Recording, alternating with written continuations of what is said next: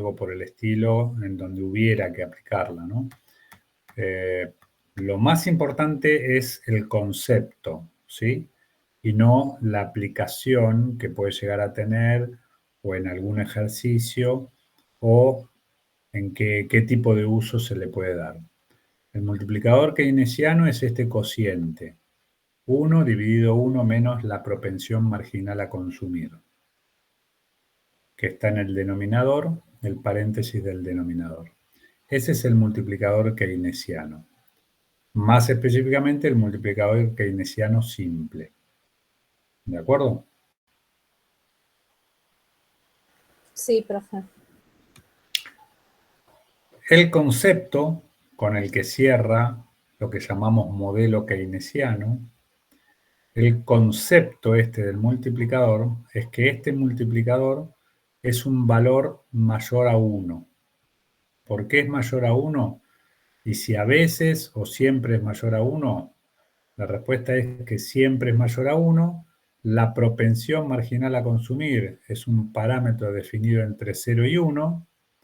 1 menos algo más chico que 1 es algo que está entre 0 y 1. Ejemplo, 0,5, 0,8, 0,7, 0,6. Siempre va a ser el denominador 0, algo, es decir, entre 0 y 1 y positivo. Y el número 1 dividido algo más chico que 1 pero positivo, siempre da mayor que 1.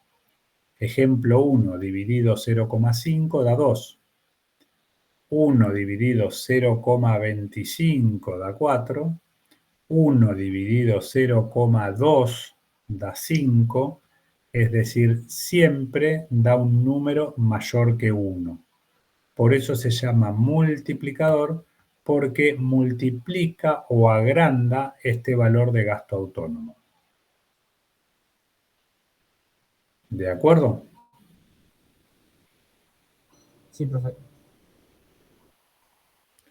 Y la moraleja más importante de este multiplicador, ¿sí?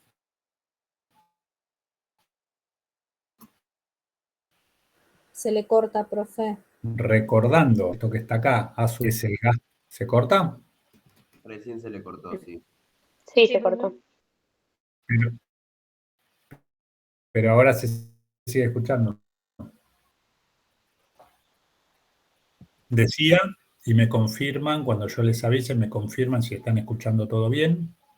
Decía que A sub 0 lo llamamos gasto autónomo y está compuesto económica. El impuesto autónomo por la propensión volvió a marginal a cortar, consumir, que va restando. ¿Sí? ¿Se vuelve a cortar? Sí, profe. Sí, Estamos profe, sin se le problemas. corta. Capaz que quitando el video ahorre un poco más de internet para poder hablar. Sí, vamos a hacer algo, vamos a tratar de inventar algo para mejorar la situación, ¿sí? Teniendo pantalla compartida no tiene mucho sentido, así que vamos a ver si nos va bien con esto. ¿De acuerdo? Vuelvo a completar. ¿Alguien quiere unirse a la reunión? ¿Quién es? Acá está. Listo. Admitir. Ahí volvemos con el multiplicador keynesiano, ¿sí? A los que entraron último les aviso que estábamos haciendo la registración en el chat, así que si alguien todavía no se registró, indicando primero el apellido y después el nombre. ¿De acuerdo?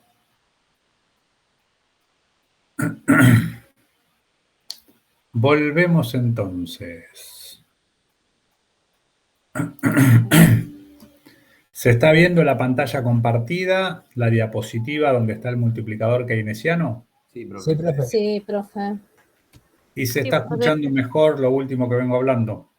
Sí, mejor. Sí, mejor. Sí, sí. Excelente, me vuelven a avisar si es que vuelve a fallar.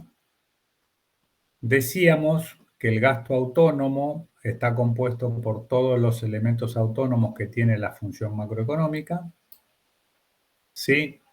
Así que cualquier variación del gasto autónomo va a tener un impacto en el PBI ¿Se acuerdan que nos interesa mucho el tema del PBI, que mide el nivel de actividad económico y que es también la renta de toda la economía? ¿Es producto o renta? Se mide el crecimiento económico por la evolución del PBI. Entonces nos concentramos mirando qué quiere explicar conceptualmente esta ecuación y qué sentido tiene esta cuestión del multiplicador. Si el gasto autónomo varía, ¿sí? Pongámosle cualquier valor, 1.000 pesos, positivo o negativo, el PBI de equilibrio va a variar 1.000 pesos multiplicado por el multiplicador, es decir, más que 1.000 pesos. Si el multiplicador fuera 2 y el gasto autónomo varía 1.000 pesos, el PBI aumentaría 2.000. Profe, Si el multiplicador es 2 y el gasto autónomo varía menos 1.000, es decir, hay una variación negativa de menos 1.000, entonces el PBI de equilibrio variaría menos 2.000. Ese es el sentido que explica el multiplicador. ¿Sí? Acá dice que cuando se produce una variación de un componente de A sub 0 del gasto autónomo, por ejemplo, el gasto público es un componente del gasto autónomo, ¿sí? El aumento de la producción final será igual al aumento del gasto autónomo, en este caso el gasto público, multiplicado por el multiplicador. profe, le hago una pregunta. Sí, Eh, ¿Qué cosas incluye el gasto autónomo? Por ejemplo, acá dijo el gasto público, pero ¿qué otras cosas pueden ser? las que están acá arriba, Inversión, consumo. impuestos autónomos, Sí. consumo autónomo, inversión autónoma y gasto público autónomo. Profe, y lo que yo no entendí, imaginemos que aumenta el gasto público y el multiplicador keynesiano siempre es positivo, o sea que va a aumentar un poco más la renta, ¿no? Va a aumentar la renta ese valor multiplicado por 1 sobre 1 menos C sub 1. Claro, entonces mi duda es, simplemente que aumentando el gasto público va a aumentar la renta por ese... Va a aumentar la renta y va a aumentar más que lo que aumentó el gasto público. Y que entonces aumentando el gasto público siempre va a aumentar más que el gasto público, que sería... Sería genial. Sí, Perfecto. Es válido, ¿sí? Así que sería genial. ¿Te gustaría acompañarme en la fórmula presidencial? dale, cómo no. Según lo que estamos viendo en esta clase, capítulo 3 de Blanchard Pérez Henry, gobernar es re fácil. Aumenta el gasto autónomo, aumenta el PBI, aumenta la renta, la gente tiene más guita, están todos felices y contentos. Así que lo único que nos espera es el éxito. Estamos condenados al éxito, sería la conclusión. Profe, hay chicos en espera, dice. Muy bien. No los veo. Así que muy bien. Alguien quiere unirse. Admitir. Tendría que dejarlo automático para que puedan entrar todos directo. ¿Vamos bien hasta ahí entonces? ¿Se entendió? Hasta ahora es re fácil gobernar, ¿verdad?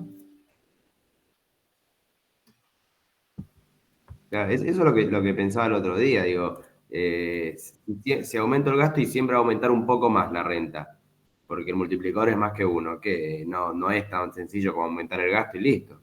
Exacto.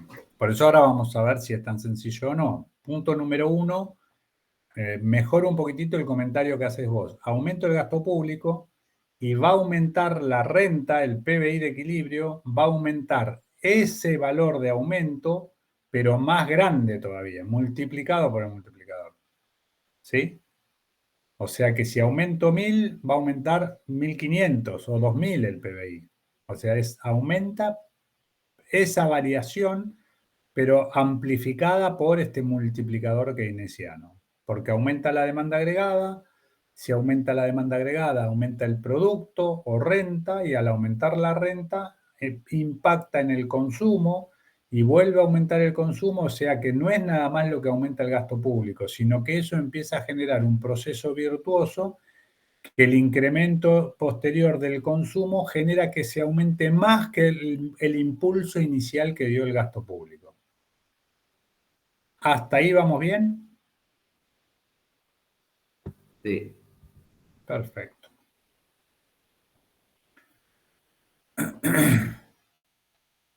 Esto lo tenemos sintetizado en la definición que aparece acá, donde explica este proceso que el aumento del gasto público genera el aumento de la demanda, después de la producción, aumenta la renta, luego el aumento de la demanda y el aumento de la producción genera un nuevo aumento por medio del consumo, así que el resultado final es un aumento de la producción mayor que el incremento del gasto público que provocó el aumento de la demanda inicial. Es mayor y esa cantidad mayor tiene que ver con la proporción que le da el multiplicador. Teníamos la representación gráfica, ¿sí? Que la vimos en la clase pasada, que no sé si les plantea alguna inquietud. En primer lugar, se muestra la pendiente que tiene la función de consumo, que la pendiente está dada por la propensión marginal a consumir, que es un parámetro entre 0 y 1. Eso en términos gráficos nos lleva a una recta con esta inclinación, que es una inclinación menor a los 45 grados, ¿sí? Es una pendiente entre 0 y 1. Esta recta que está acá tiene pendiente 1. ¿Me siguen? Pendiente 1. Así que la demanda agregada tiene la misma pendiente que la función de consumo, porque el resto de los componentes los definimos como autónomos. Así que tenemos la demanda que está indicada en el texto como ZZ, o la podríamos indicar con Z solo. Esta demanda Z tiene esta forma, esta pendiente. Esto me indica que esta recta de pendiente 1 indica las potenciales situaciones de equilibrio. Así que donde cruza la demanda con esta potencial situación de equilibrio, me está indicando gráficamente que en este punto A el producto o renta es igual a la demanda agregada. Dicho de otra manera, la oferta agregada es igual a la demanda agregada. Es un equilibrio para esta economía que estoy planteando. Luego, en el siguiente gráfico, se presenta lo que hemos explicado conceptualmente en la teoría. Si aumenta el gasto autónomo, ¿ven que acá dice 1 billón de pesos? Sí, profe. Si aumenta el gasto público, vamos a poner como ejemplo que el gasto autónomo fuera, como dijimos recién, un aumento del gasto público, esta distancia que tenemos acá, ¿la ven como la señalo en el eje? Sí, profe. Perfecto. Entonces, este valor, que sería 1 billón, va a generar un aumento de la demanda agregada, ¿sí? Que está indicado desde el punto A hasta el punto B, ¿sí? Pero, ¿qué pasa en el punto B? ¿Cómo es la oferta respecto a la demanda? Mayor. ¿No? ¿Qué cosa es mayor? La oferta no es mayor. La oferta es esta. Y la demanda es esta. Este eje marca la demanda y este eje manda la oferta, ¿sí? La demanda es mayor entonces. Así que ¿No la es la demanda demanda agregada, profe? demanda agregada. Así que la demanda agregada es mayor que la oferta y entonces aumenta la oferta hasta el punto C, que estaría en equilibrio en este punto. ¿Lo ven? Pero ¿cuánto habría aumentado el producto o renta hasta el punto C? El mismo valor del billón que tenemos acá. Pero resulta ser que ahora el producto, la oferta, aumentó en 1 billón pero también es la renta el producto. Al haber aumentado la renta, entonces ahora se da un efecto del aumento del consumo que depende de la renta. Entonces, ese nuevo aumento gráficamente lo vemos desde el punto C hasta el punto D.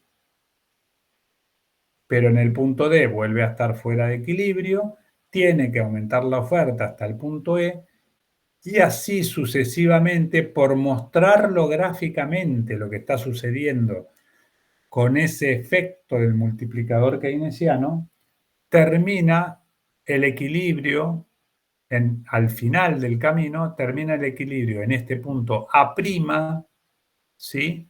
En el texto que está escaneado aparece un cuadradito ahí arriba, pero que sería prima. Acá le ven un cuadradito también, sería prima. Indicamos con prima cuando se da algún shock, algún efecto, una Se le situación corta, profe. inicial y una situación final. Así que con renta, ¿cómo? Que se le Sí, corta. se cortó otra vez. Se corta poquito, ¿no? Sí, recién se cortó otra vez, hasta ahora no se había cortado. Ok. Decíamos que este cuadradito que está acá y este cuadradito que está acá en el punto A y este cuadradito en ZZ, en realidad es lo que solemos usar con el tilde, que lo llamamos prima, ¿sí? Que sería la situación final después de que sucedió algún evento. Planteamos una situación inicial y evaluamos qué pasó con alguna acción, algo que haya pasado en la economía, y a la situación final la indicamos con el tilde prima. Así que, ¿cómo es el aumento de la renta, producto renta, al final, que está indicado en estos valores, respecto a la variación inicial del gasto público?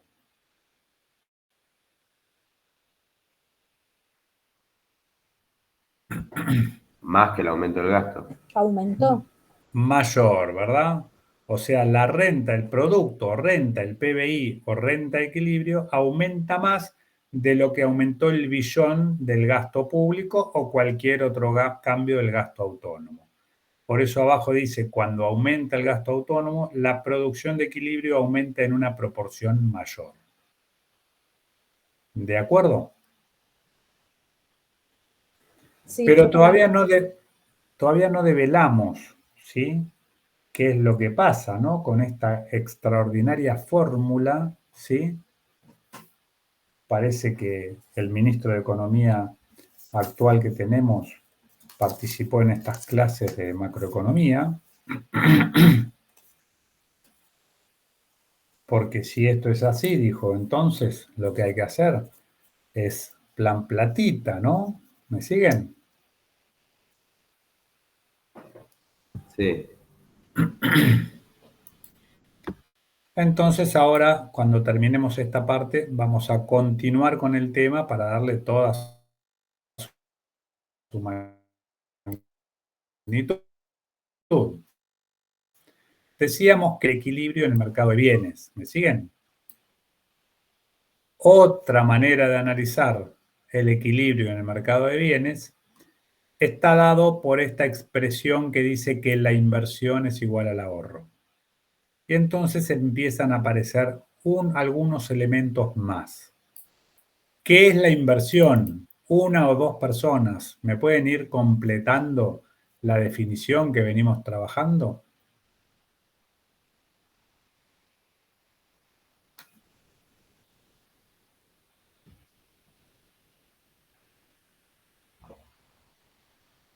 No Sí, escucho profe. nada.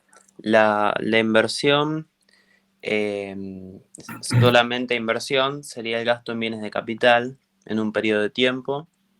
Y después está la inversión financiera, que es, bueno, Es el gasto en bien. Perfecto.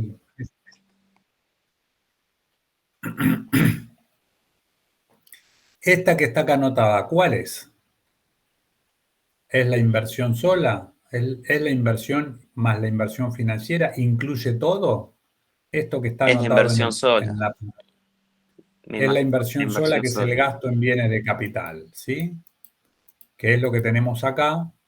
¿sí? Como inversión, esta que tenemos acá es el gasto en bienes de capital. Es decir, el gasto de las empresas para aumentar la capacidad productiva. ¿De acuerdo?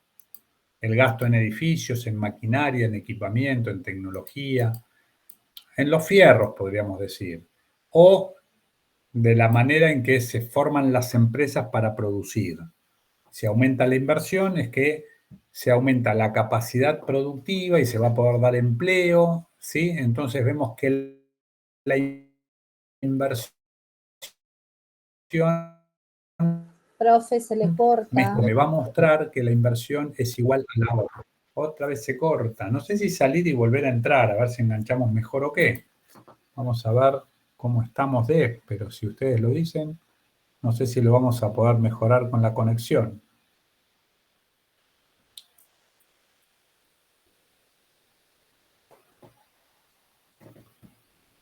Así que voy a probar saliendo y entrando. No debería cambiar, pero vieron estas cosas raras que tiene la computación.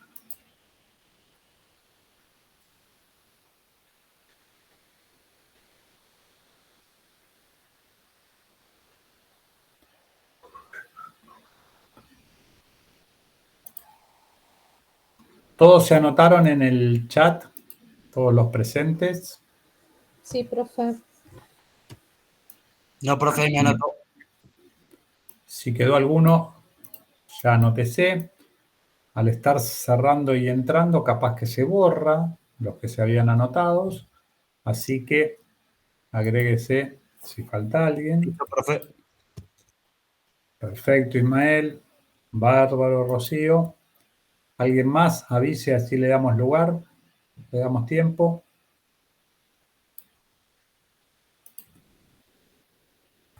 Ok, Eliana. Sí, avisen porque copio, pego. Raquel, se van agregando bien.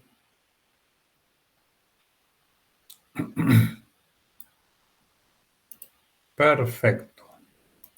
Vamos con todos los anotados ahí. Sí, no debería pasar nada, pero voy a entrar y salir. Sí, no tendría que estar generando, en principio no tendría que estar generando nada este movimiento. Perfecto. Vamos a probar.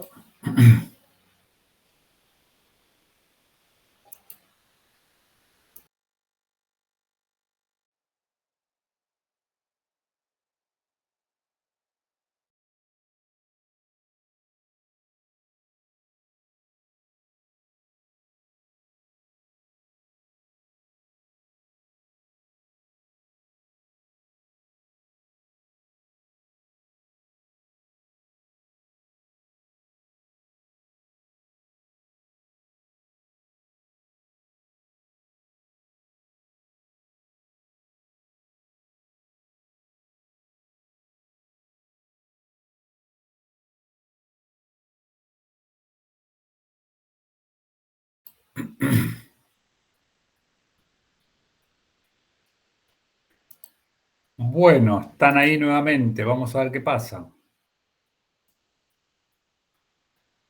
Cierro la cámara para ver si mejora y volvemos a compartir pantalla. Díganme si ahora se está escuchando sin corte. 3 o 4 personas. Sí, profe, se escucha bien ahora. Bien, si vuelve a pasar me avisan. Así tratamos de repetir lo que venimos diciendo si vuelve a enganchar. ¿De acuerdo?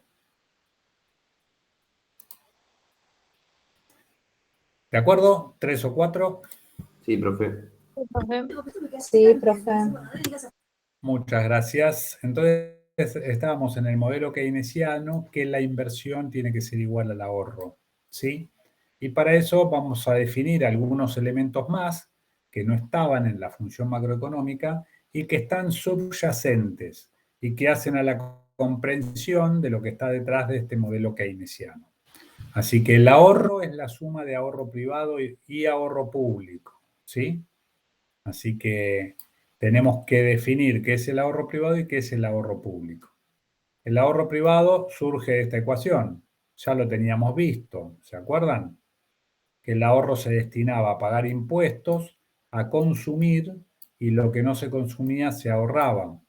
Creo que ya lo habíamos presentado en alguna diapositiva previa, ¿no? Creo que sí. Acá, ¿se acuerdan? Sí. Así que esto es mirándolo desde el lado de la renta. Los tres usos de la renta son impuestos, consumo y ahorro, que estamos hablando de ahorro privado. Si dejamos el ahorro de este lado de la igualdad, vamos a pasar los impuestos y el consumo que están sumando, lo pasamos restando del otro lado. Así que me quedaría que el ahorro privado sería igual a la renta menos los impuestos menos el consumo. Y eso es lo que tenemos abajo ya desarrollado porque ya se había presentado esa ecuación. ¿De acuerdo hasta ahí? Sí, profe. Ese es el ahorro privado. Así que el ahorro privado es la renta disponible menos el consumo. Y la renta disponible es renta menos impuestos menos consumo. El ahorro público tiene que ver con la relación entre los ingresos y el gasto público. Si los ingresos son mayores a lo que gasta el sector público, ¿cómo se llama eso? ¿Cómo? Si los ingresos son mayores a qué? Superávit. Al gasto público se Superávit. llama superávit fiscal Profe. o superávit presupuestario, y ese es el ahorro público. Pero si los impuestos son menores que el gasto, entonces a eso lo llamamos déficit presupuestario o déficit fiscal, y eso sería un ahorro público negativo. ¿De acuerdo hasta acá? Así que reemplazando renta por aquello que es igual a renta, ven que está expresado acá. Esto que está acá, ¿a qué es igual?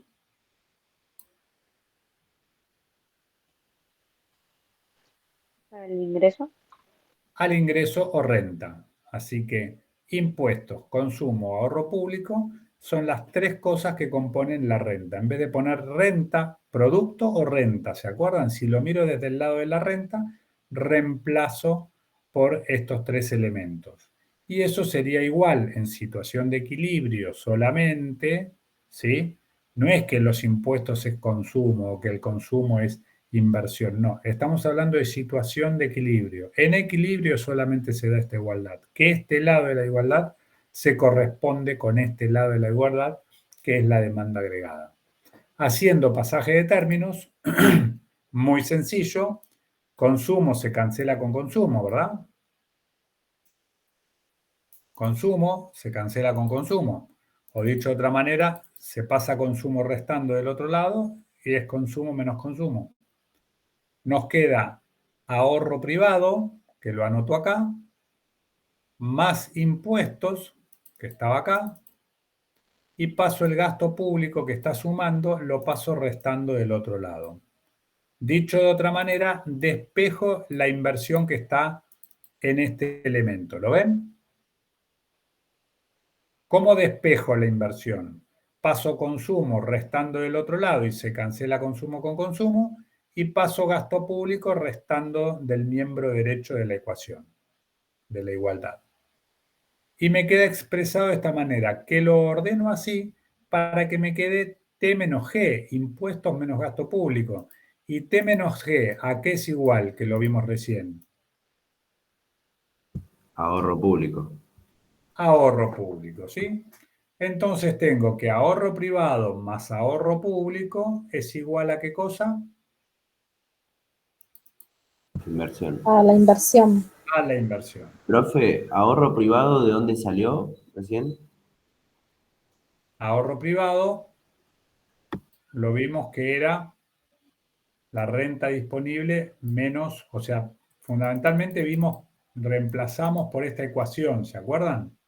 En vez de poner renta, pusimos todo aquello que es igual a la renta. Impuestos más consumo más ahorro, que en este caso no lo especifiqué, pero es ahorro privado.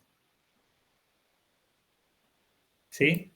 Entonces, en vez de poner renta, lo reemplazamos por esas por la suma de esas tres cosas. ¿Sí?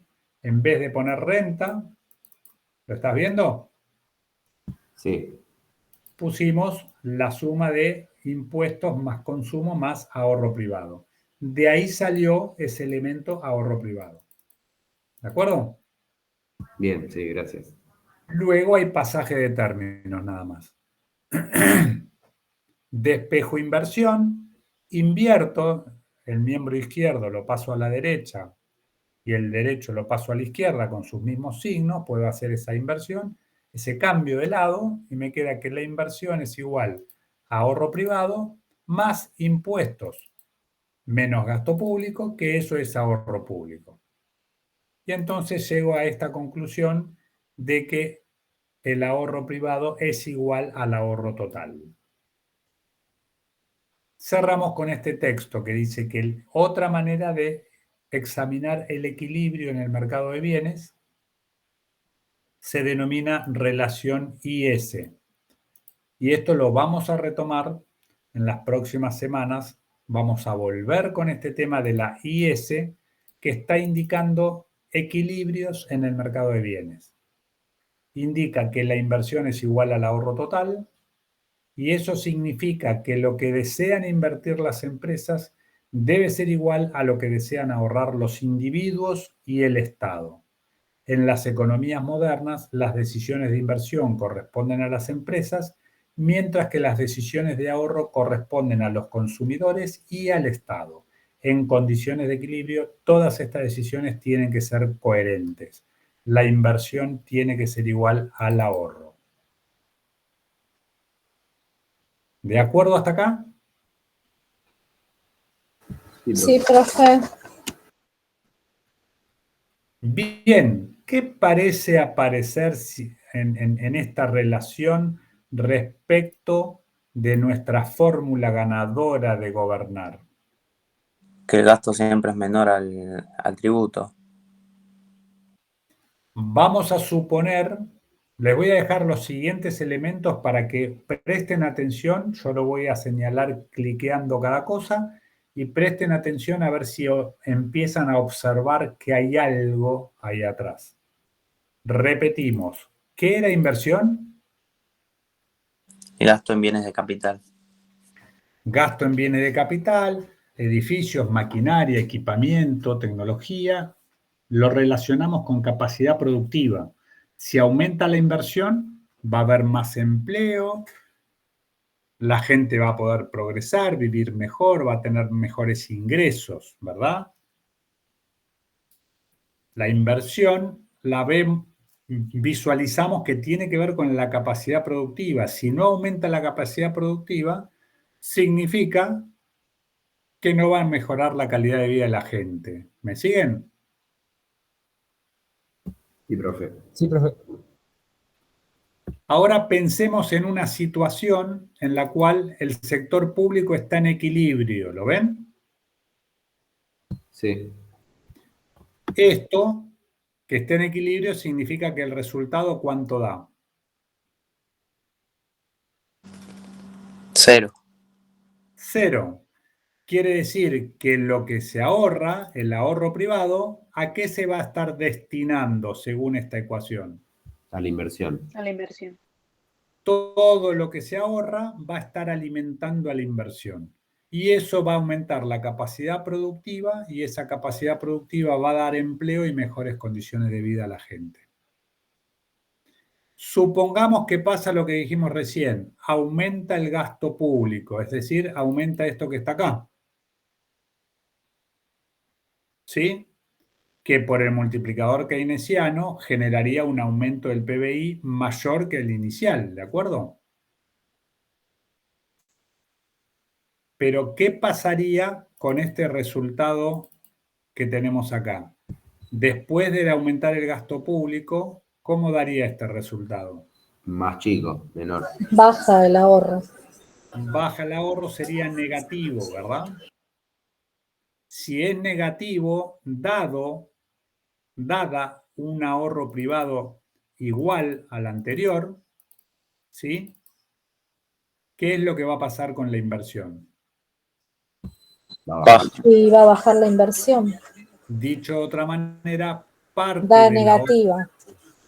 No digo negativo, imaginen que esto estaba en cero y pasó, esto de acá estaba en cero y pasó a menos 1000. Y esto estaba en 5000, ¿sí? 5000 más 0 daba 5000, o sea que la inversión daba 5000. Ahora esto pasa de 0 a menos 1000, 5000 menos 1000 da 4000, entonces la inversión no es negativa, la inversión disminuye de 5000 a 4000. Dicho de otra manera, parte del ahorro, si hay déficit, parte del ahorro se destina a la inversión y parte del ahorro se destina a financiar al sector público. ¿Se ve? Sí, profe. O sea que va a tener un efecto positivo Se por el multiplicador. entre esos dos sectores, digamos, la inversión, si hay déficit. Si hay déficit, va a estar usando parte del ahorro privado, ¿sí? Va a estar financiando al sector público y no va a estar financiando al sector privado a la inversión, generando más puestos de trabajo. Alguien me podrá decir, bueno, pero el sector público tomó empleados públicos y entonces está dando empleo. Da lo mismo que el empleo lo del sector privado o que lo del sector público, ¿verdad? ¿Sería No, válido esa presentación, ese comentario? ¿No les parece? no porque no genera riqueza el sector público. ¿Y por qué no genera riqueza? Porque no genera bienes de capital o bienes de consumo. No genera bienes. Entonces, por ahí se toma gente para que haga qué. Y para que haga nada, ¿no? En cambio, si esa gente la toma el sector privado, seguramente el sector privado la va a tomar procurando a que haya bienes, a que se produzcan bienes. ¿Sí? ¿Hace falta en el sector público para hacer determinados trámites o hacer esto o hacer lo otro? Y sí, seguramente. Por eso de lo que estamos viendo, lo que estamos hablando es empezando a entender qué es lo que está detrás del sector del sistema económico, cómo funciona el sistema económico y estamos empezando a observar, desmenuzando los sectores y viendo la relación que tienen. ¿De acuerdo?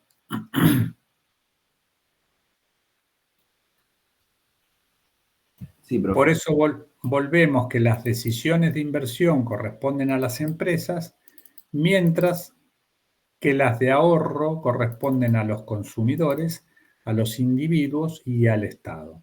Y tiene que haber una coherencia, ¿sí?, entre el sector privado y el sector público.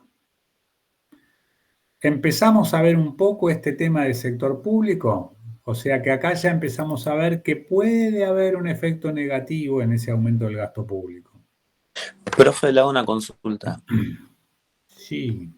Si hay contrataciones en el Estado, ¿eso forma parte del gasto público? Sí, el gasto público contiene muchas cosas, ¿no? También contiene un gasto hecho para hacer obra pública, por ejemplo. Y probablemente en ese caso estemos dando empleo para que hagan un hospital o una escuela o una autopista. No significa que todo el gasto del sector público sea para pagar ñoquis, ¿me siguen? Claro, sí.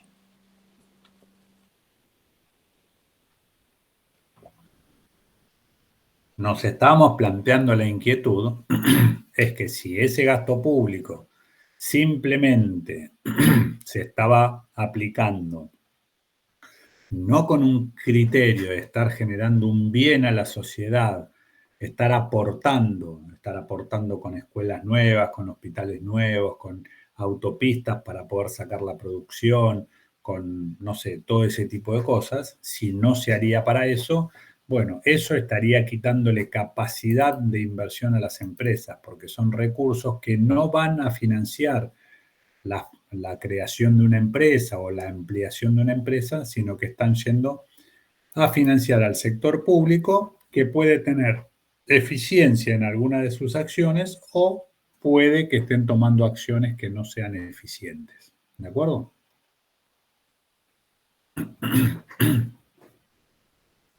Sí, profe.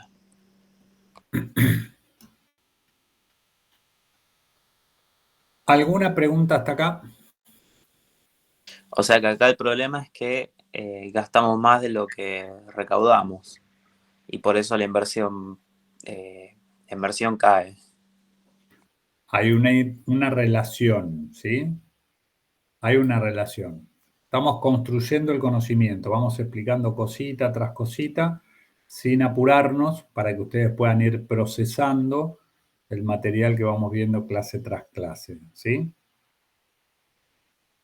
Porque el ahorro de las personas es lo que da lugar a que lo usen otras personas para otra cosa, ¿me siguen? Y eso se da en el marco de lo que se llama mercado de capitales, ¿sí? Si alguien ahorra, agarra el dinero, llega a la casa y en vez de gastar y consumir y comprarse una bicicleta, un auto o no sé qué, dice, no, lo voy a ahorrar. Y entonces va, entra a la casa, abre un cajón del escritorio y lo pone en el cajón y lo cierra. ¿Sí? Eso sería ahorro, ¿verdad? Sí. Sí, profe. Es lo que no destinó al consumo, es lo que estamos definiendo. ¿De acuerdo? Después de un año, y por favor, supongamos que no hay inflación, porque si hay inflación ya se cae todo el argumento. Después de un año, abre el cajón, saca ese dinero y va y se compra una bicicleta, un auto o lo que sea. ¿Es razonable eso? Sí, es razonable.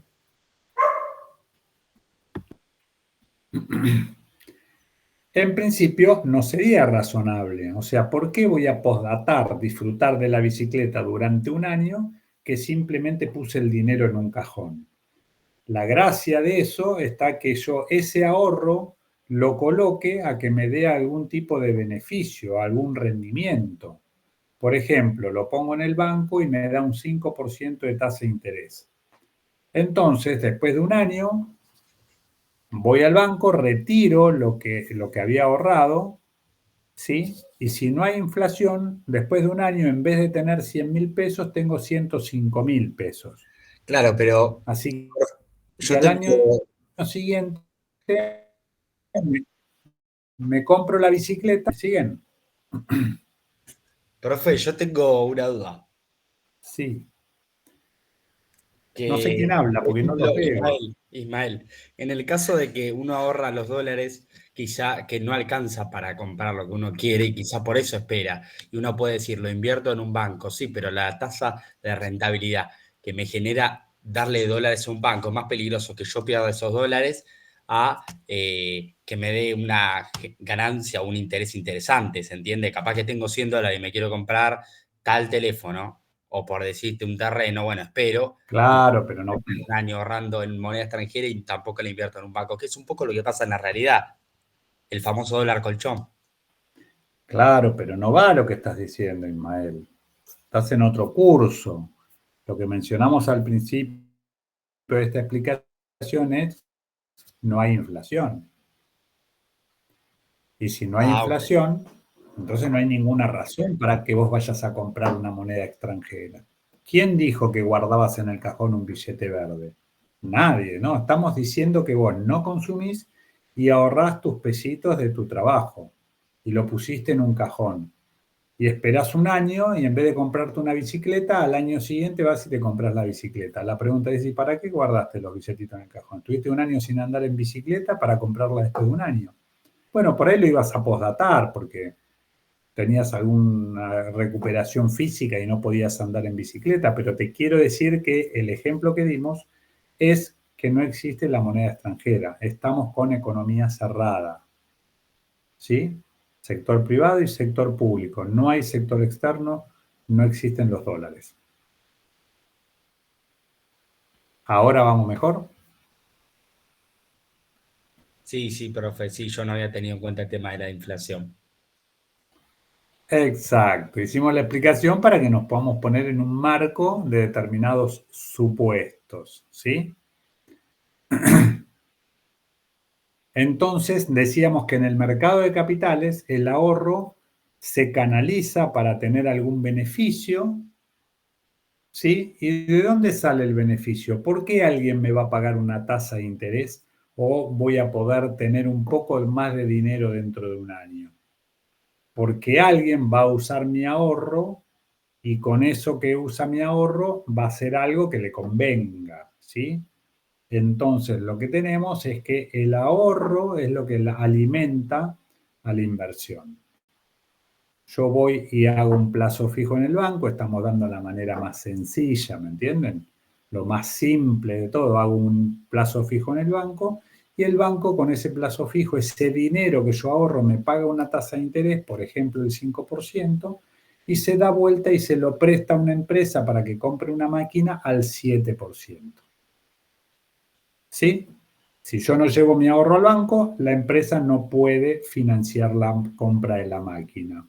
¿Se entendió ahora? Sí, profe. Entonces, si este resultado que está acá en pantalla, ¿lo ven? Si este de acá que está en pantalla, ¿cómo se llama eso? Ahorro público. Si el ahorro público es negativo, porque dimos un plan platita, es decir, no hay ningún objetivo de producir más, sino que simplemente es dar plan platita, ¿sí? Y eso está usando, se está financiando con ahorro privado, entonces el plan platita no se va a poder usar. Ese dinero que va al sector privado, a la empresa, no va a poder ir, sino que va a ir a financiar el plan platita. ¿Me siguen? Sí. Sí, profe. Vamos a dar un Pero hay que pasito devolver más el IVA, adelante. profe. ¿Cómo? Hay que devolver el IVA. Hay que devolver el IVA. ¿Dónde aparece eso? En pantalla, ¿dónde aparece eso? En sector público, el ahorro público. ¿Y en qué parte específicamente? En la parte de impuestos, o de recaudación, mejor dicho. Acá en la T. ¿Y qué pasa con la T? ¿Aumenta o disminuye? Disminuye. Disminuye. Disminuye la recaudación. Y si disminuye la recaudación, ¿qué efecto va a producir en esta que está acá? Disminuye, profe. Disminuye el ahorro público, es Sí. decir, que van a tener que buscar financiamiento. ¿Y dónde van a buscar financiamiento? Y en el sector privado. Con los ahorros de la gente.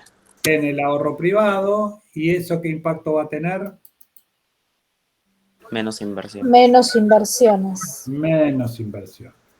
Eso es lo que me está mostrando estas cosas que vamos viendo, ¿sí? Al principio parecía una huevada, unas letritas ahí y demás, pero bueno, hay algo atrás de las letritas y de las ecuaciones. ¿De acuerdo? Sí, profe. Perfecto. Vamos a dar un pasito más adelante, es un paso superador. Si vamos entendiendo estas cosas que estamos hablando, esto creo que también lo vieron en el modelo de 3 brechas con Gustavo, ¿verdad? Donde está la brecha del sector privado, la brecha del sector público y queda igual a la brecha del sector externo. Pero en ese caso ya hubo que incorporar el sector externo, ¿sí? Dentro de la ecuación para hablar del modelo de 3 brechas. Pero la esencia es la misma. Hay relación entre el ahorro privado y el ahorro público y si agrandamos la torta con el ahorro externo. Hay una relación entre las tres. Vamos a ir ahora manteniéndonos en economía cerrada. ¿Me siguen? Economía cerrada. Vamos ahora un pasito más adelante y vamos a definir qué es política fiscal. ¿Alguien sabe lo que es política fiscal? ¿Tienen para comentar? Rápido, si es no, dicen no, no, no, no, no, no, no, no, no, yo sí, bla, bla, bla, bla. La política de la recaudación de impuestos, ¿no? Pero son las decisiones Son que toma, decisiones del gobierno. claro, la administración.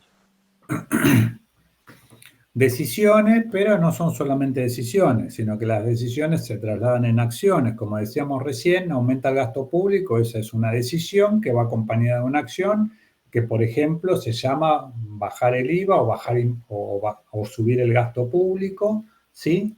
O subir impuestos, bajar impuestos, o subir el gasto, bajar el gasto. Entonces son decisiones y o acciones, no son simplemente decir, decidí tal cosa, ¿sí? Si estuvieron viendo, ¿sí?, el PowerPoint, tenemos que la política fiscal se llama a las decisiones y acciones del gobierno, y el gobierno es el poder ejecutivo, legislativo y judicial, no es solamente una persona o el presidente. Deberíamos buscar tener gobiernos que den institucionalidad, tanto a la economía como al manejo del país como república, ¿sí? Quiera Dios que salgamos de los personalismos, ¿no les parece?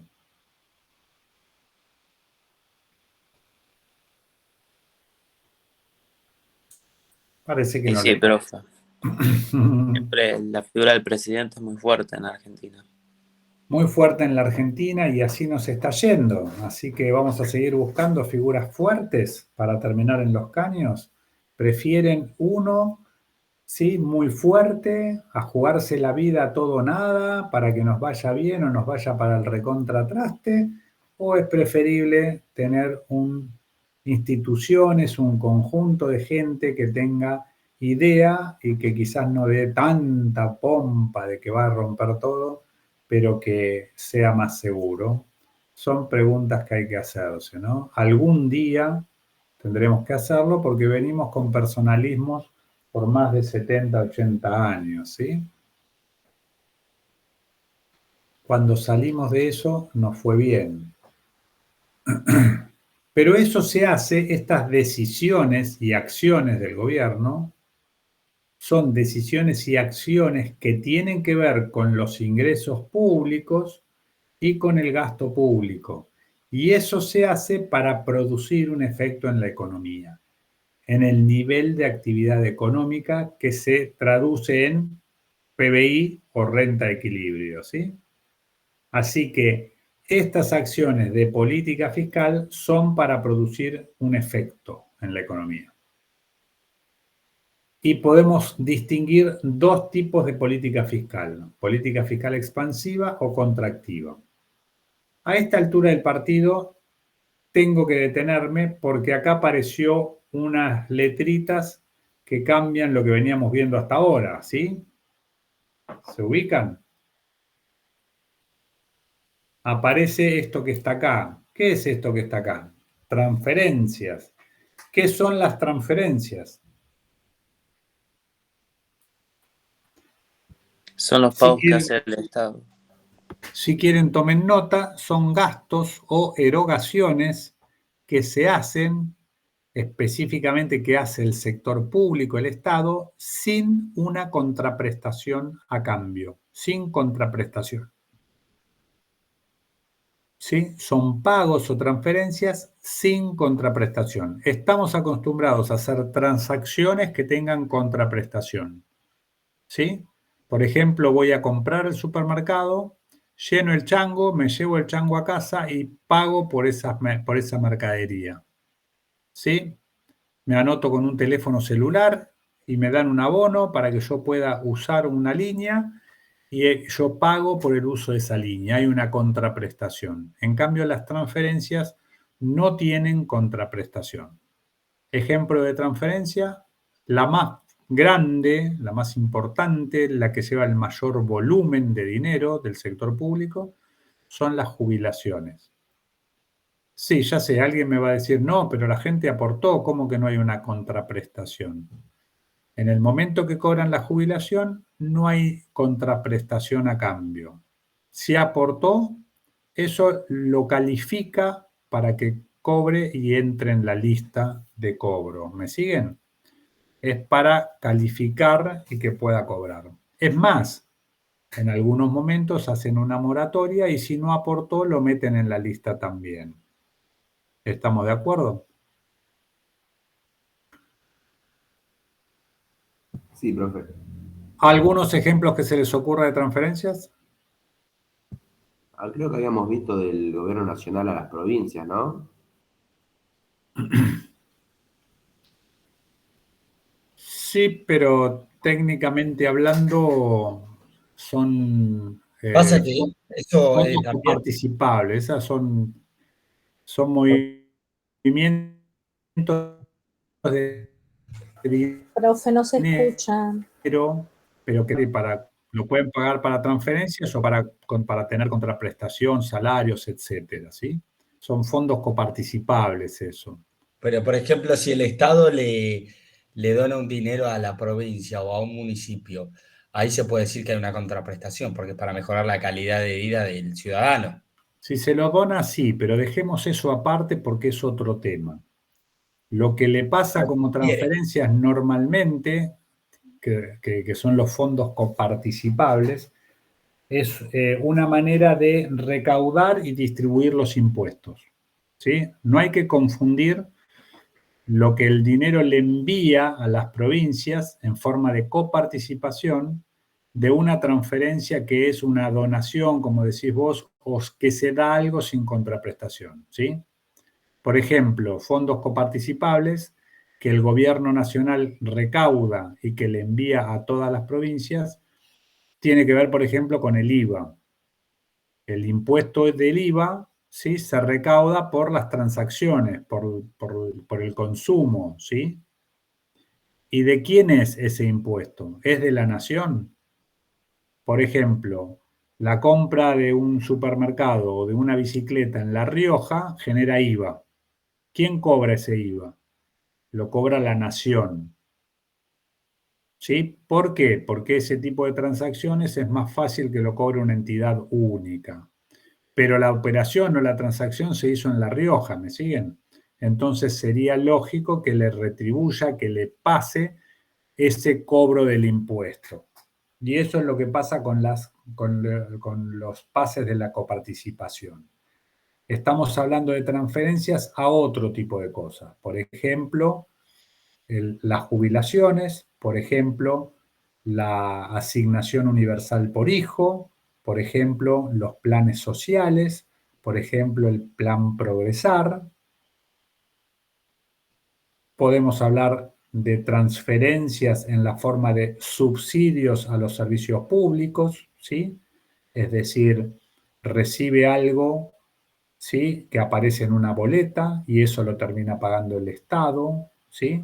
Cuando pago un boleto de colectivo, el Estado está pagando la diferencia Por sin que yo ejemplo, haga nada.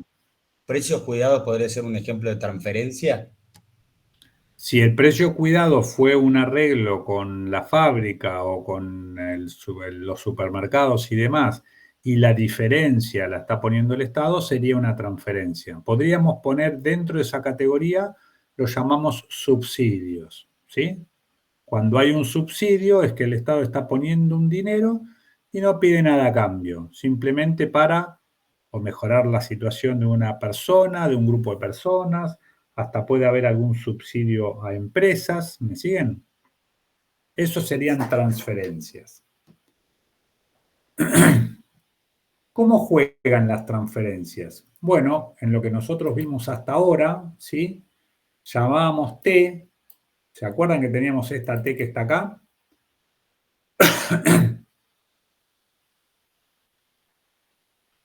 Están viendo pantalla, ¿no? Sí. Sí. Esta T venía de acá, ¿sí? Que estaba definido como impuestos. Y esta T acá estaba definido como impuestos autónomos, ¿sí? Podríamos llamar esta T que anotamos hasta ahora impuestos netos, ¿sí? Lo llamamos así netos en el sentido de que el Estado recauda impuestos, cobra impuestos, ¿sí? Forma parte de los ingresos del sector público, pero hay una parte de los ingresos que lo devuelve a la sociedad en forma de transferencias. ¿Me siguen? Sí, profe. O sea que nosotros decíamos que la renta disponible era la renta menos los impuestos que pagan los individuos y las empresas. pero los individuos o empresas reciben transferencias. ¿Ven que está sumando ahí las transferencias? Sí. O sea que las transferencias ayudan o mejoran la renta disponible. ¿De acuerdo? No lo pusimos al principio para no sobrecargar la ecuación, ¿sí? Por eso hago la aclaración que serían como impuestos netos. Ahora que vamos avanzando en la explicación, empezamos a agregar algunas cositas más que si la ponemos en la ecuación, el desarrollo se hace más largo, más complicado, etc. ¿De acuerdo? Profe, los impuestos menos las transferencias serían los impuestos netos. Impuestos menos transferencias, a eso lo llamaríamos impuestos netos. Si, por ejemplo, hablamos de T nada más, tendríamos que pensar en términos de que T incluye que recaudaron los impuestos, pero devolvieron algún tipo de subsidio, jubilaciones y todo eso. Siempre la recaudación va a ser mucho mayor que las transferencias, ¿de acuerdo? Está clarísimo eso. Siempre la recaudación va a ser mucho mayor que las transferencias. Entonces podríamos decir que T menos TR, ¿sí?, tiene que ver con la situación presupuestaria del sector público. ¿De acuerdo? Ese es del lado del Estado. Del lado de las economías domésticas tenemos menos T más TR, o sea, inverso. El Estado cobra T y resta TR, paga transferencias. Los individuos, las economías domésticas, pagan T y reciben transferencias TR. Ahora la renta disponible la rediseñamos y la redefinimos como la renta que teníamos antes, menos impuestos, más lo que se recibe en forma de transferencias. Está claro que las transferencias forman parte del gasto público, ¿verdad? Sí. Yo podría obviar esto que está acá en el medio, ¿me siguen? Claro, sería lo mismo que podría estar incluido en disminuye el gasto público. Exacto. ¿Aumentan las transferencias o aumenta el gasto público? ¿Me siguen? Porque el gasto público contendría las transferencias. Si yo discrimino, categorizo por separado las transferencias del resto del gasto público, entonces estoy haciendo una distinción que es importante hacerla porque muchas acciones de política fiscal tienen que ver con transferencias o subas o bajas de impuestos. Entonces, las transferencias impactan de manera distinta que el gasto público. ¿Por qué? Porque las transferencias no van a impactar directamente en la demanda agregada, sino que van a impactar primeramente en la renta disponible. Y la renta disponible, en segundo lugar, va a impactar en el consumo. ¿Ven que el camino es distinto? Si aumento el gasto público, que no son transferencias, ese aumento va a pegar directamente en la demanda agregada. Pero si ese gasto público es en forma de transferencias, el impacto va a estar en la renta disponible y la renta disponible va a afectar al consumo y el consumo afecta a la demanda agregada. Distinto camino, distinto impacto en la economía. Por eso distinguimos la política fiscal como las acciones de ingresos y gastos públicos para producir un efecto en la economía. Distinguimos esto porque el efecto va a ser diferente si lo entendemos como las transferencias que van a modificar la renta disponible. Vamos a volver a esto, ¿sí? En 2 minutitos vamos a volver para no perder el hilo de política fiscal. Acá hay un pequeño detalle que lo pueden estudiar y trabajar un poquito, darle unas vueltas de rosca o vuelta de tuerca. La política fiscal expansiva la desarrollamos ahora en este cuadro de resumen, ¿sí? Esto está resumiendo lo que estaba explicado en la diapositiva anterior. Este cuadro de resumen dice que la política fiscal puede ser expansiva o contractiva. Lo que está debajo de la política fiscal, entre paréntesis, lo llamamos herramientas o instrumentos de política fiscal. y diferenciamos 3 grandes categorías. Los impuestos, que es lo que cobra el sector público, lo que recauda, y las transferencias, que son estos gastos especiales y particulares que no tiene contraprestación, y el resto del gasto público. Estas son las herramientas o instrumentos de política fiscal. Para que sea expansiva, ¿por qué se llama política fiscal expansiva? Presten atención y tomen nota si hace falta. Lo que resulta expansivo o contractivo es el efecto que se busca producir en la economía, que se expanda el PBI o nivel de actividad económica. Por eso se llama expansivo. Y contractivo sería que se reduzca. Pero ¿se puede volver a repetir lo de expansiva? Es lo que resulta expansivo es, porque no llegué a copiar. Es el efecto buscado. Dijimos que se aplica esta política para producir un efecto en la economía.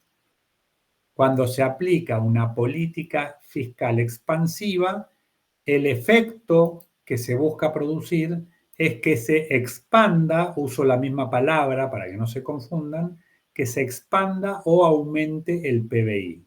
Una política fiscal expansiva se aplica con estas herramientas para buscar que aumente el PBI.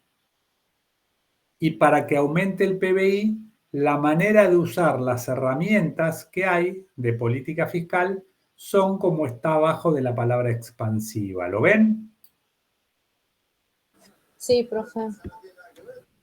Les voy a decir lo que está en la diapositiva anterior. Si disminuyen los impuestos, el primero de los 3, si disminuyen los impuestos, aumenta la renta disponible. Y si aumenta la renta disponible, aumenta el consumo, aumenta la demanda agregada y por el efecto del multiplicador aumenta el PBI o renta de equilibrio.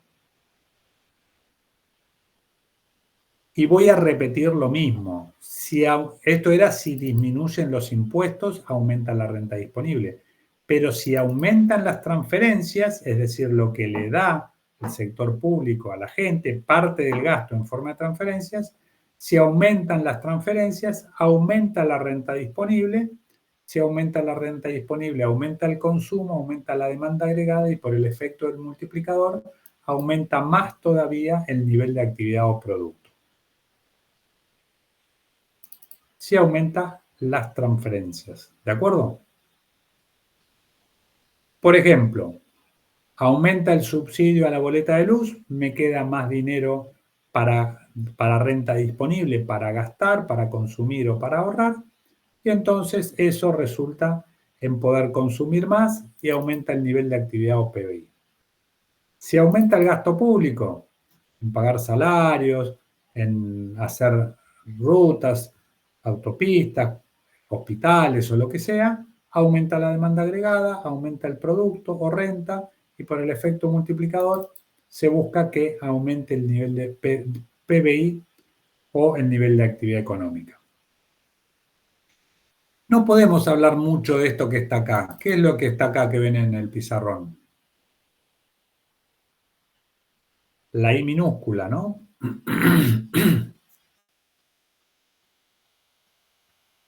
Sí, profe. ¿Qué es la I minúscula?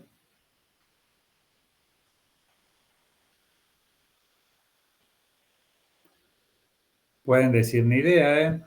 Yo no sé. No sé, inversión no es. La tasa de interés. Ah, el interés.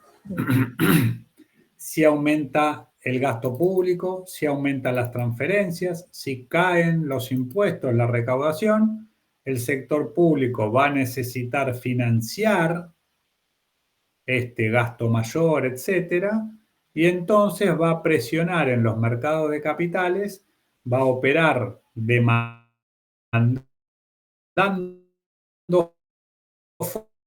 fondos y espero todavía hemos explicado de dónde aparece la tasa de interés, cómo funciona y cómo opera. Va a ser motivo de las próximas 2 clases que vamos a tener.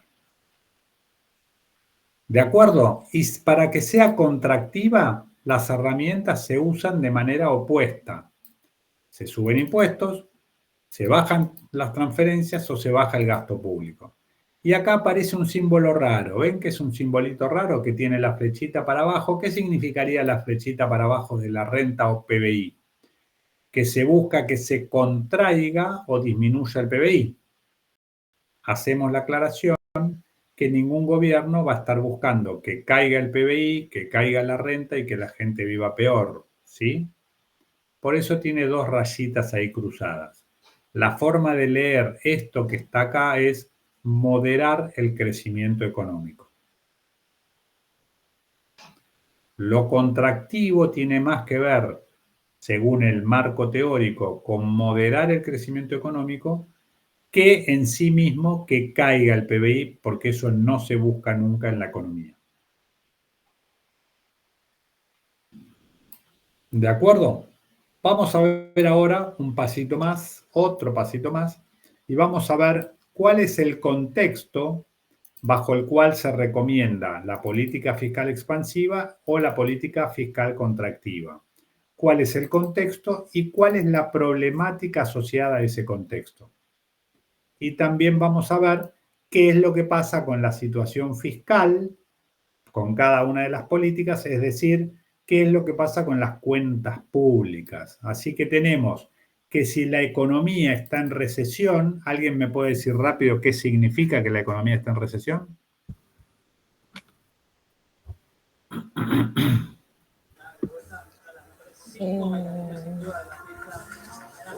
En estancamiento, en caída. Está decreciendo el PBI.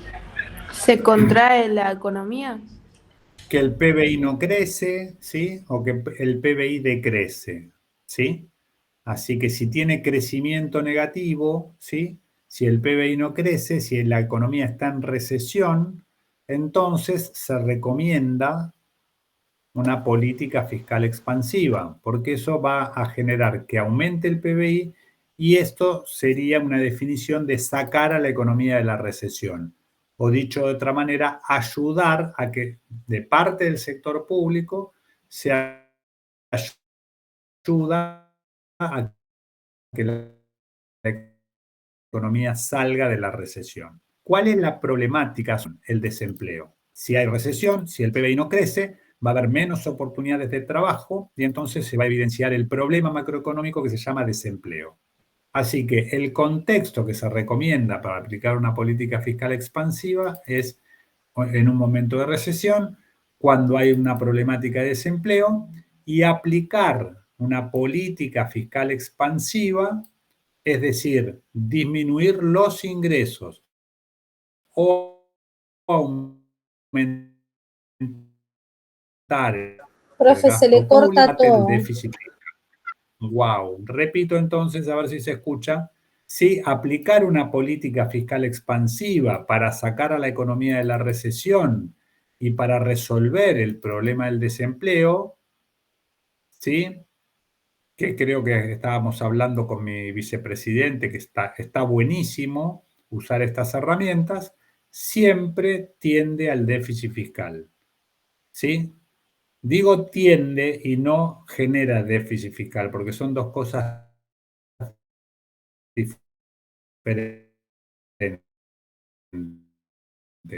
Si tenía se va a reducir el superávit o podrá incurrir en déficit. Por eso uso la palabra tiende al déficit fiscal. En cambio, si la economía está en crecimiento, ¿sí? En auge, en una expansión, cuando la economía crece, podríamos llamarle mucho, la problemática asociada es la inflación. Es decir, que cuando hay un fuerte crecimiento económico, aumenta mucho la demanda agregada y si la demanda supera la oferta, hay una presión sobre los precios. Cualquiera me dirá, ¿ese es el problema que tenemos en la Argentina? No, no es precisamente la inflación producto del auge. Lo vamos a ver dentro de un par de clases, donde vamos a ver qué es lo que genera la inflación.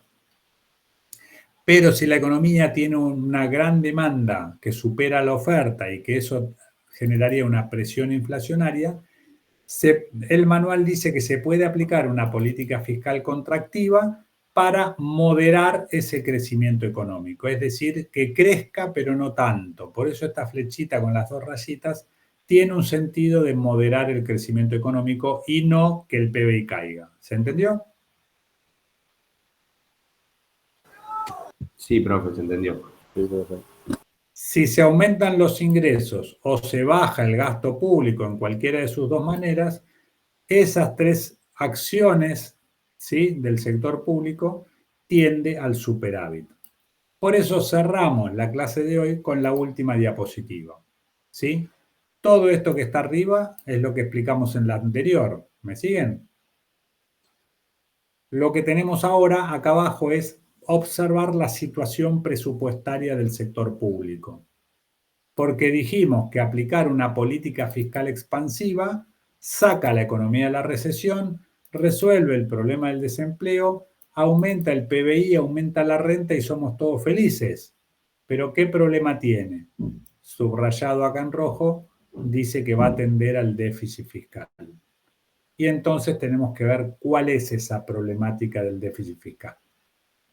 Y acá tenemos el ahorro público, ¿lo ven? Está simplificado. La T contendría los impuestos netos, ¿verdad? Sí. O el gasto público podría contener el gasto en transferencias y el gasto que no son transferencias. No viene al caso.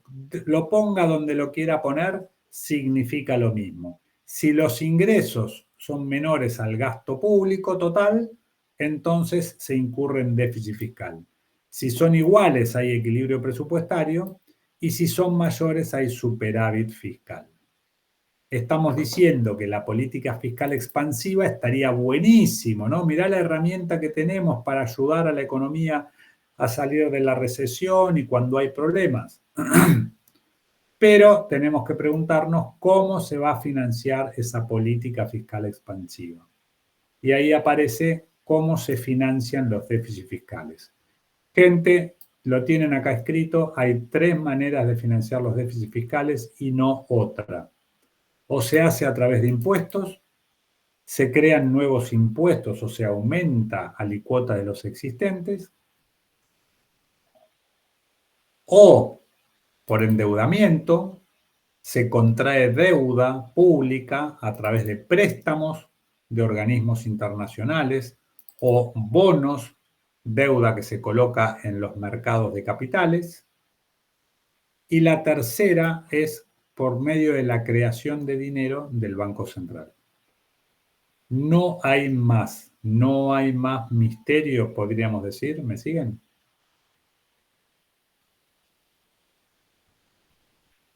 Sí, profe. Sí, profe.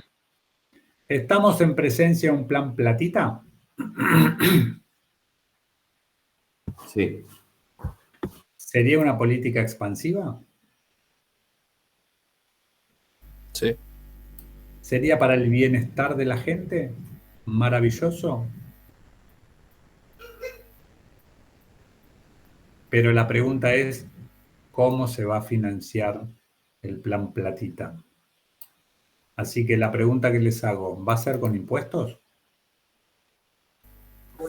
No, con Con impuestos. endeudamiento. En principio impuestos no, porque precisamente los van a bajar los impuestos, se va a cobrar menos. ¿Será con endeudamiento? No tampoco, porque no nos presta nadie, ¿sí? Ni el Fondo Monetario nos presta. Así que, ¿con qué se va a financiar el plan platita? Con la creación del dinero. Dándole a la maquinita seguramente, con lo cual sabemos que el plan platita va a resultar en más inflación. Así que dentro de unos meses nos vamos a asombrar y a lamentar y a decir, uy, que los empresarios que aumentan los precios, qué malos que son, ¿eh?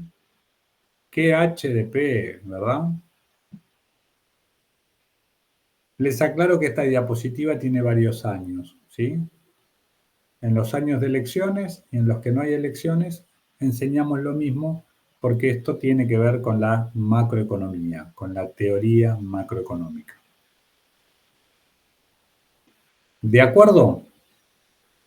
Esto que fuimos desarrollando en los cuadros de resumen, ¿sí? Está resumido en la primera página, donde dice política fiscal expansiva, disminuye los impuestos, aumenta la renta disponible y eso va a tener efecto en el consumo, en la demanda agregada y en el nivel de actividad expansivo, generando un aumento del PBI, el efecto en la economía. Las transferencias lo mismo y el aumento del gasto público va a tener un efecto pleno en la demanda agregada.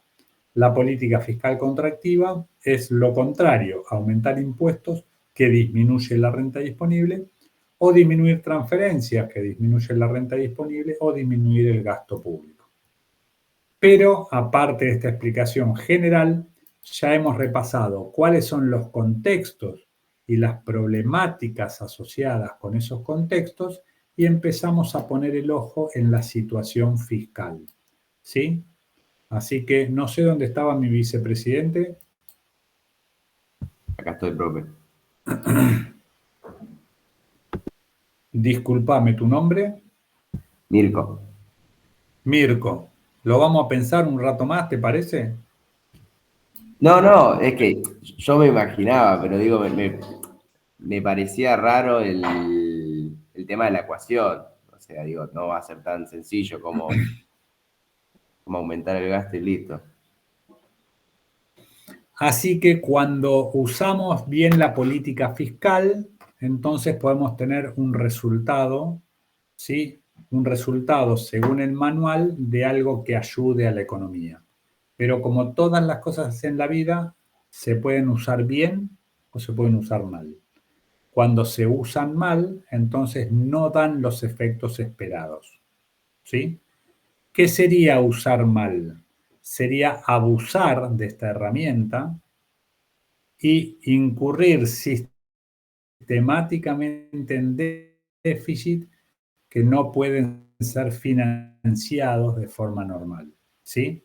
Y eso termina en procesos inflacionarios o hiperinflacionarios. ¿Sí? Así que la regla de la disciplina fiscal es una regla que no se puede romper y que en la Argentina los gobiernos populistas no han aprendido. Entonces tenemos elecciones próximamente y tenemos a alguien que le da la rosca al gasto público y tenemos a alguien que con una motosierra quiere cortar o romper todo. Cualquiera de los dos están igual de equivocados. ¿Sí? Hay herramientas que pueden dar buenos resultados, pero eso tiene que ver con la sociedad, si la sociedad es capaz de elegir cosas correctas o cosas que están probadas en el mundo y que dan buenos resultados. ¿Me siguen? Nos hemos quemado tanto con leche que cuando vemos una vaca lloramos, ¿no? Bueno, gente, se nos hizo tarde. Yo no sé si les resulta interesante estas cosas, pero digamos que tienen bastante actualidad en la Argentina. Pongo un poquito de cámara por si estamos para despedirnos, ¿sí? Nos quedó un poco corto el tiempo, daba para charlar un poco más, ¿no?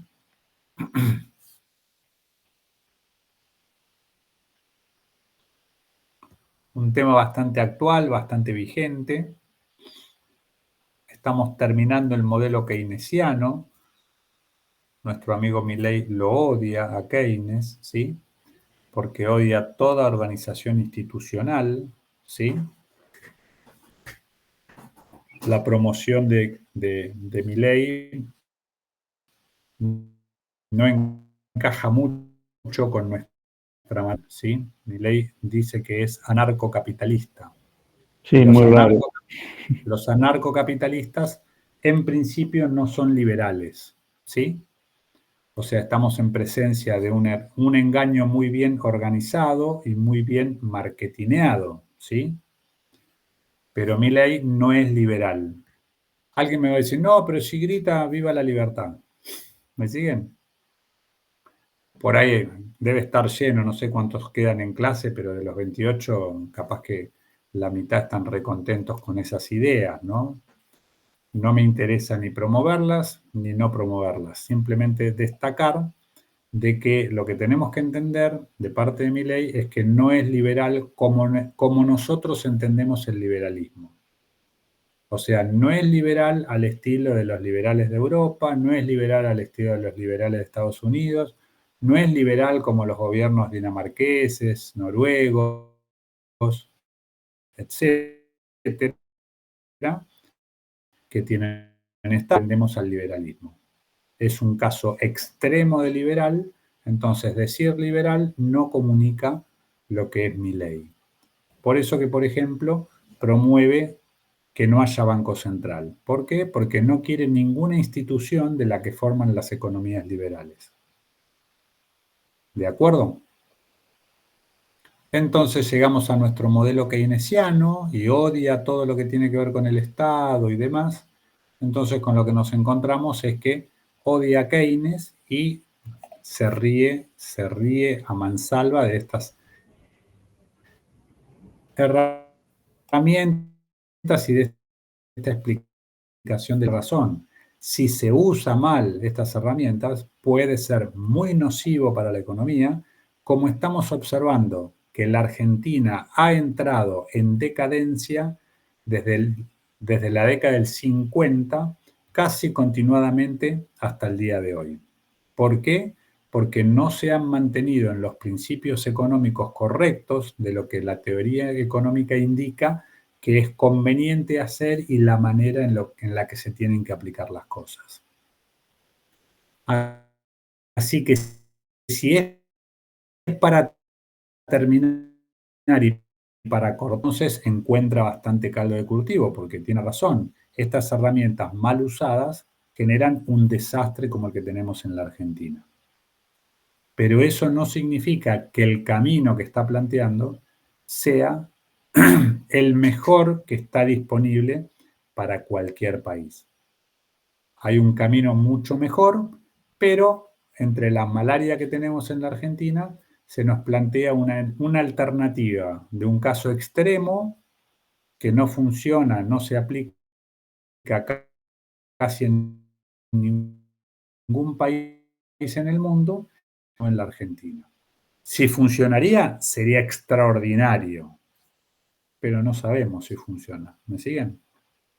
No está validado, ¿sí? No está validado. Así que es un caso extremo. Eso es lo que tenemos. Cierro con esto porque si no, esta clase no tiene mucho sentido. ¿Me siguen? Estamos escuchando una música y esta teoría está tocando otra canción. Me parece importante decirlo en estos términos. Insisto, no hablo ni a favor ni en contra. Si funcionaría esas ideas que se promueven, estaría bárbaro. Pero no sabemos si funcionan. No se aplican en ningún país en el mundo en los contextos como la Argentina. ¿Sí? Hay una alternativa de opción. No es que estamos desahuciados y es esto o nada.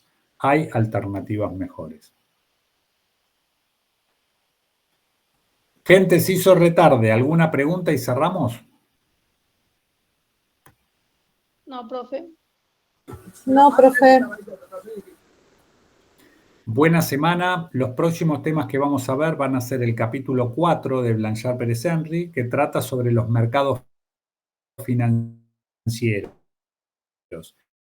¿Vieron que apareció la tasa de interés? Como anotaba ahí David, tasa de interés que aparecía en el PowerPoint. Bueno, vamos a ver los mercados financieros, que es otro sector más que no lo contiene el mercado de bienes. Y vamos a estudiar la historia del dinero, ¿sí? El contenido del capítulo 4 tiene que ver con el dinero, qué es el dinero, con la oferta monetaria y la demanda de dinero, el equilibrio en el mercado monetario, es decir, la tasa de interés de equilibrio con la que funciona la economía, y vamos a cerrar el tema con política monetaria. ¿Qué es la política monetaria? ¿Cuáles son los instrumentos de política monetaria? ¿Cuáles son los efectos? Y vamos a ver lo bueno y lo malo que tiene la política monetaria. Como hicimos con la política fiscal, habiendo desarrollado el mercado de bienes, lo vamos a hacer con la política monetaria, habiendo desarrollado el tema este del dinero. Aparte del capítulo 4, tienen tres PowerPoint. El que se llama Historia del Dinero, el que se llama Mercado Monetario y el tercero, Resumen de Política Monetaria.